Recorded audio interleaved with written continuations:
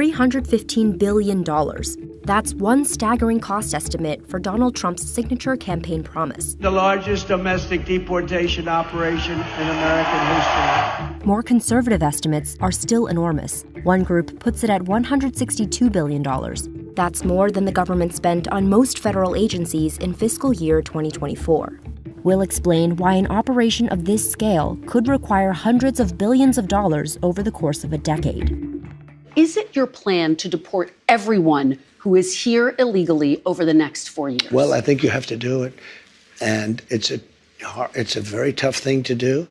That means roughly 13 million immigrants who entered the country illegally are at risk of deportation, about 4% of the U.S. population. To put that into perspective, the entire U.S. prison and jail population in 2022 was around 1.9 million people.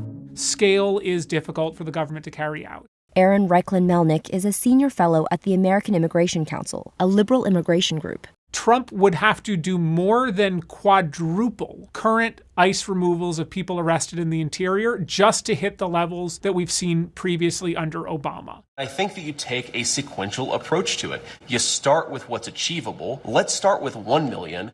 The details of the plan are still being worked out, but let's say Trump does decide to deport 1 million people a year. That could still cost about $88 billion annually and take 11 years, according to one estimate.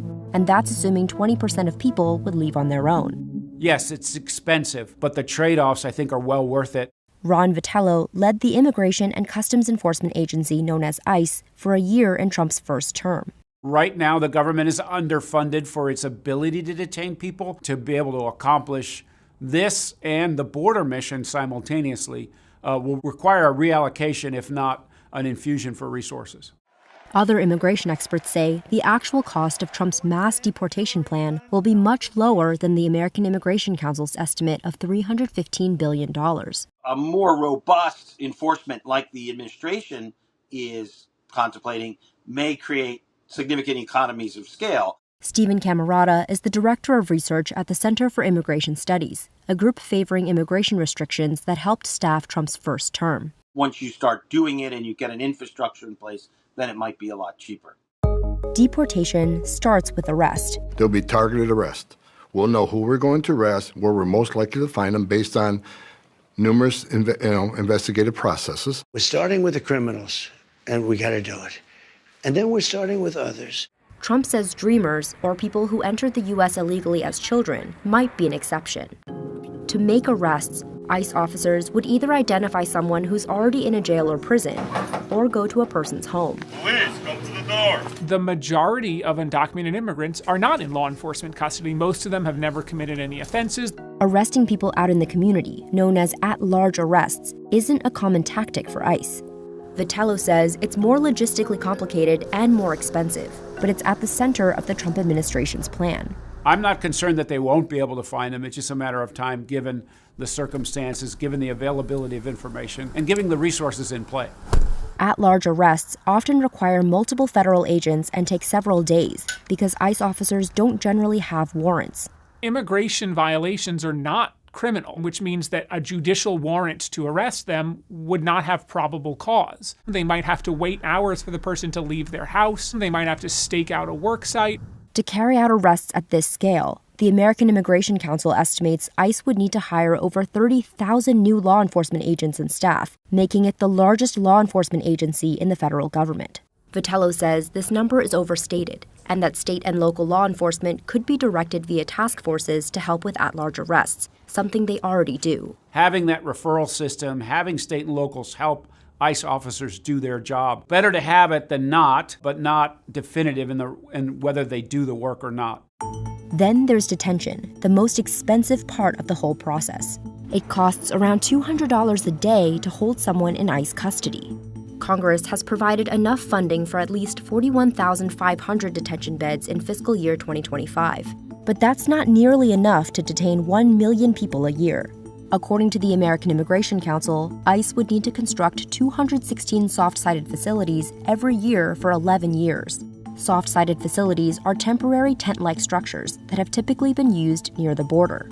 Anyone not physically detained would be placed on electronic surveillance, which costs approximately $4 per person per day. private contractors involved in every stage of the detention process could drive up prices even more.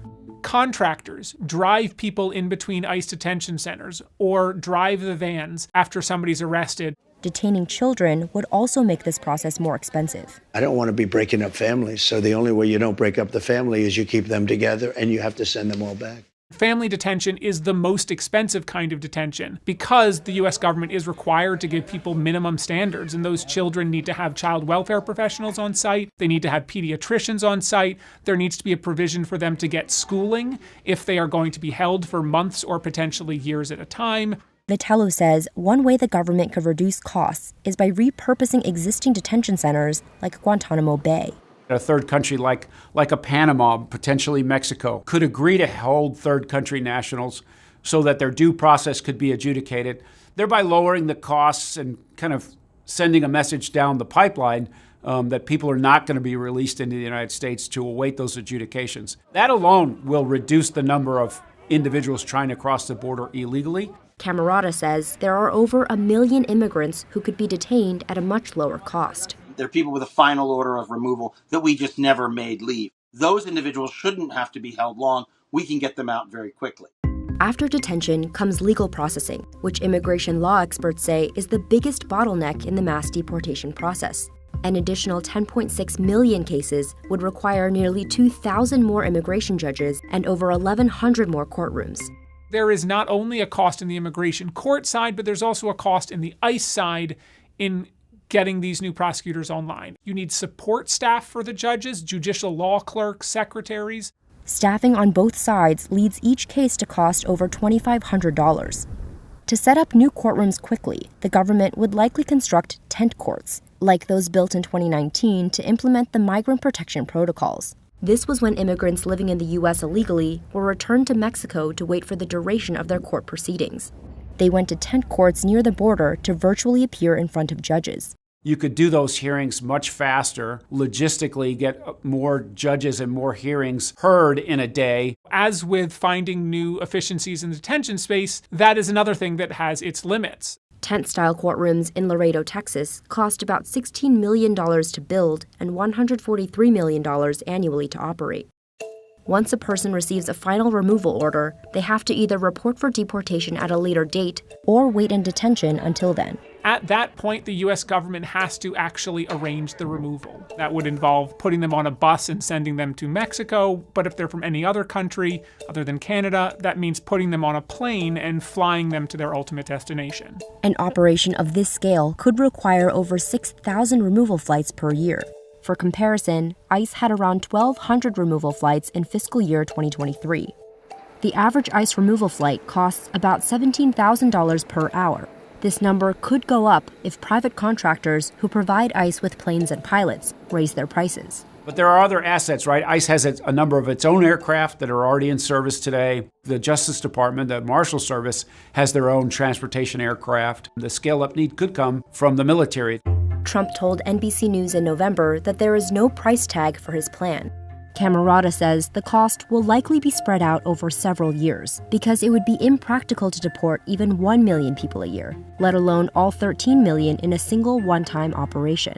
In this case, it's probably hyperbole. What I think he's trying to do is tell everyone, when I take over, the immigration law is going to be back in business. And I think it's going to have a big effect, and then it's going to be up to the public to judge whether he kept his word. But getting enough funding from Congress will be crucial for an operation of this magnitude. Senate Republicans have said that passing a border funding bill will be the top priority next year. Border security, more bed spaces so you don't have to release people that shouldn't be released, and more ICE agents to deport people who represent a threat to our country and shouldn't be here to begin with. Republicans control both chambers of Congress next term, but it's a narrow majority, making spending on this scale no guarantee. To my Democratic friends, I think if you resist rational deportation policy, you do so at your own peril.